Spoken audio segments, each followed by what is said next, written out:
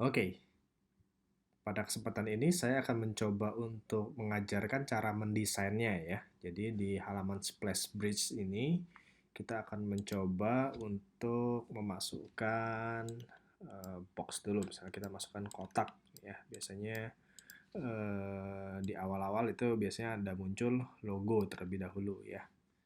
Nah, anggaplah ini misalkan logo kita ya, anggaplah seperti itu ya.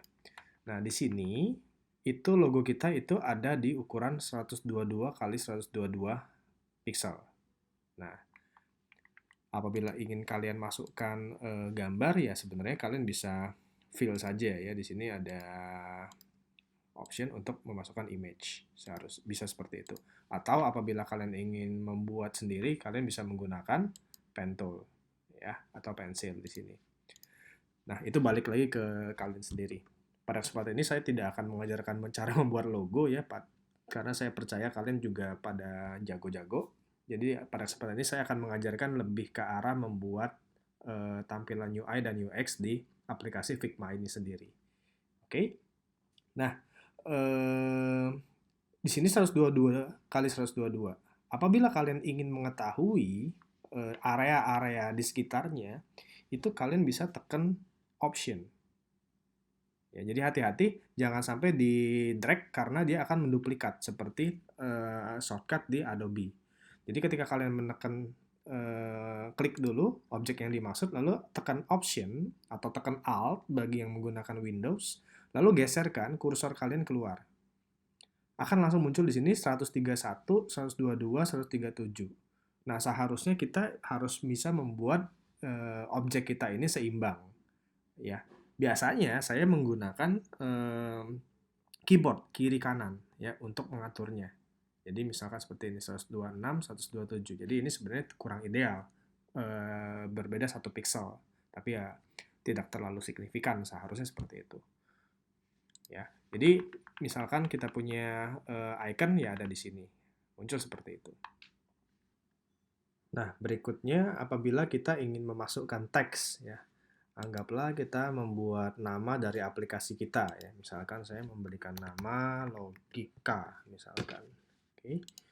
Lalu di sini juga muncul ya window teksnya ya yang bisa kalian atur, bisa diganti jenis fontnya ya.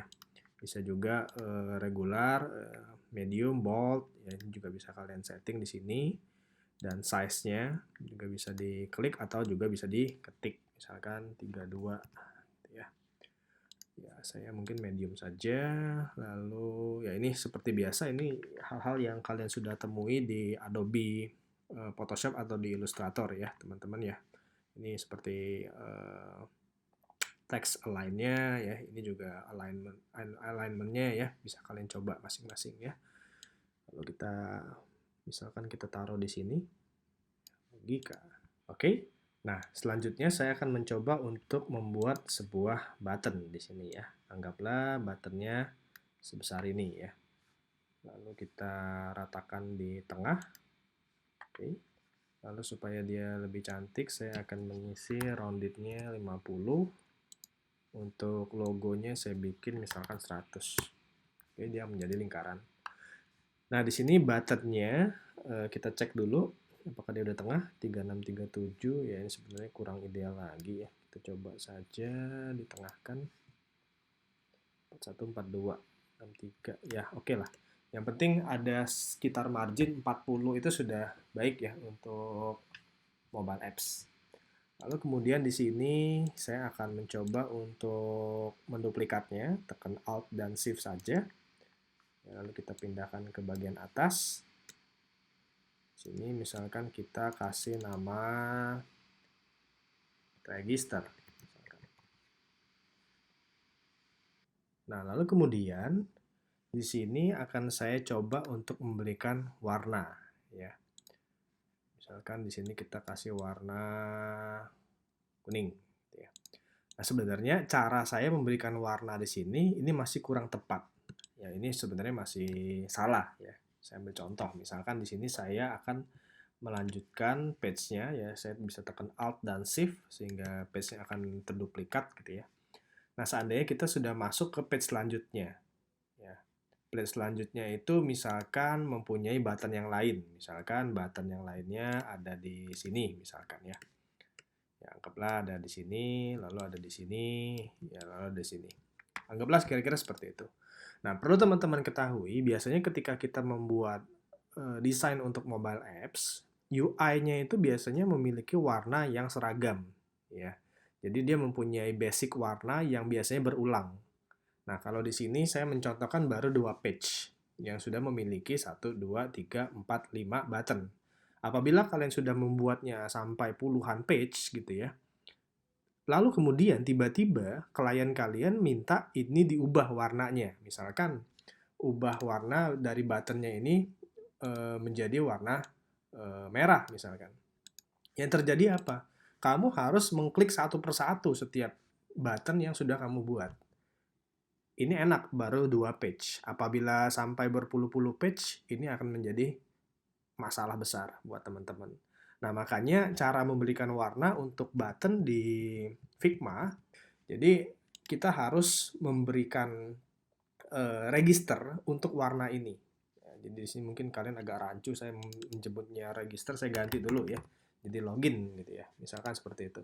Jadi warna yang ini harus saya register ya supaya kalian bisa mempergunakan warna ini secara terus-menerus. Ya, caranya bagaimana? Caranya adalah kalian klik di sini, ada 4 titik di sini, klik saja, lalu tekan tanda plus di sini. Nah, di sini misalkan kalian kasih nama basic, lalu di create style. Oke. Nah, lalu kemudian ketika kita ingin menduplikat objek ini, ya, kalian sebenarnya hanya perlu mengganti warna di sini saja, tidak perlu mengklik objek yang dimaksud. Jadi misalkan di sini basicnya kita ganti saja di sini. Misalkan ini kita ganti menjadi orange, misalkan. Nah, dia secara otomatis akan mengikuti semuanya. Nah, disitulah keuntungannya apabila kalian meregister warna. Kira-kira seperti itu ya penggunaannya ya. Oke, kita lanjutkan dulu untuk mendesain di sini. Di sini mungkin teksnya akan saya ganti ya, jadi warna putih saja. Lalu kemudian buttonnya untuk warna ini. Oh ya, di sini kalau mau mengubah warna di sini, bukan di sini ya tempatnya ya. Apabila kalian ingin mengubah warna yang sudah diregister, dia ada tombol di sini. Tinggal kalian ganti via di sini, lalu bisa diatur lagi. Oke? Nah, lalu balik lagi ke sini. Kalau ingin mengubah, pastikan di sini, jangan dari sini. Nanti kalau tidak, dia tidak berjalan dengan baik ya. Lalu teksnya akan saya ubah ukurannya menjadi 24 mungkin. Ya, akan lebih baik. Lalu di sini akan saya duplikat lagi. Di sini saya akan masuk misalkan register with Google account ya. Lalu kita kecilkan lagi fontnya menjadi 14 misalkan. Oke. Ya sudah cukup menarik ya. Mungkin ini agak sedikit naik sedikit. Nah, berikutnya kita harus melakukan grouping ya. Jadi di sini saya akan mencoba untuk menggrupnya. Tekan Command G saja, dia akan menjadi grup di sini. Di sini juga bisa kalian grup ya. Di sini juga bisa di grup sehingga dia bisa masuk menjadi salah satu grup lagi. Di sini ada grup untuk loginnya. Di sini untuk register with Google account-nya. Nah, berikutnya saya akan mengajarkan tentang penggunaan button ini supaya bisa dipakai berulang-ulang gitu ya. Caranya adalah kalian klik kanan di sini. Lalu klik komponen. Nah, ketika di klik komponen, warna layernya sudah berubah menjadi warna ungu. Dan dia akan muncul di aset. Di splash bridge, ya frame yang ini, dia akan muncul di sini. Sehingga sewaktu-waktu apabila kalian ingin kembali mempergunakan, kalian tinggal drag saja. Tinggal di drag saja. Nah, keuntungannya apa? Keuntungannya apabila kalian mengubah warna di sini, ya kita ubah warna di sini, misalkan kita ubah warna, maka semuanya akan mengikuti perubahannya itu secara menyeluruh. Tetapi juga keuntungan lainnya dia tidak mengikuti apabila kalian hanya mengubah teks. Misalnya di sini. Ya. Jadi dia tidak mengikuti. Itulah keuntungannya untuk menggunakan komponen ini, maksud saya ya. Oke, dia ada di klik kanan, create komponen. Jangan sampai salah ya. Seperti itu. Nah, lalu kemudian di sini kita akan mengatur seperti biasa kita harus mengatur lagi constraint-nya, teman-teman ya. Di sini constraint-nya kita akan setting di sini kiri dan kanannya, left dan right-nya dia harus konstan ya, dan dia menempel di bagian atas. Lalu bagian login saya ingin dia left dan right-nya dan dia akan menempel di bagian bottom ya, biar dia rapi seperti ini.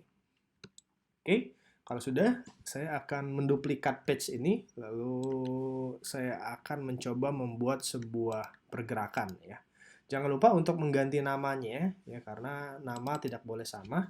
Di sini kita buat -2. Nah, lalu kemudian kita akan mencoba untuk melakukan pergerakan-pergerakan sederhana ya, teman-teman ya. Kita akan coba di sini ya. Mula-mula di sini yang pertama saya akan mencoba untuk membuat opacity-nya menjadi 0. Lalu kemudian saya akan menggeser ke atas sedikit. Ya. Yang ini juga sama, saya akan membuat opacity-nya menjadi 0. Lalu saya akan geser sedikit. Seperti ini ya. Nah, lalu kemudian dari page design, kita akan pindahkan window-nya menjadi prototype. Oke. Nah, di sini kita bisa drag ya, titik ini ke sebelahnya. Nah, sehingga apa? Secara otomatis dia akan pindah ke sini. By apa? Nah, kalau di sini pilihannya pertamanya on tab, berarti dia harus diklik. Nah, secara logika seharusnya ini tidak perlu diklik karena ini splash screen ya. Biasanya logonya setelah selesai loading ya dia akan langsung masuk ke page yang bersangkutan. Maka dari itu saya akan pindahkan menjadi after delay gitu ya. Sebenarnya ada banyak pilihan tapi ya tidak umum ya melakukan hovering atau key gamepad seperti ini. Jadi after delay. Lalu di sini muncul 800 ms. Sebenarnya ini maksudnya 800 ms itu 0,8 detik. Jadi kalau kalian pengen bikin dia 1 detik, setelah delay 1 detik tampilan ini dia akan masuk ke sini, berarti di sini diisinya 1000. Seperti itu. Nah, di sini ada yang namanya navigate to, berarti dia akan pindah ke sini. Kemana? Ke Splash Bridge 2. Nah, di sini juga ada animasinya. Animasinya ada banyak macam. Ya, bisa misalkan move in. Move in-nya juga mau dari arah mana? Dari arah kanan ke tengah, atau dari kiri ke tengah, atau dari bawah ke tengah gitu ya. Itu juga bisa kalian coba sebenarnya. Kita akan lihat dulu previewnya dari sini. Kita coba play. Oke. Hasilnya. Nah, hasilnya seperti itu. Ya, kita coba restart ya. Seperti itu. Nah, cuman kalau kita perhatikan ini sedikit aneh ya karena background-nya ikut-ikutan bergerak. Seperti itu. Seharusnya objek-objek ini saja yang bergerak ya karena background-nya sebenarnya hanya diam saja. Ya. Nah, bagaimana cara mengakalinya? Di sini kita akan belajar lagi mengenai interaksinya, teman-teman ya.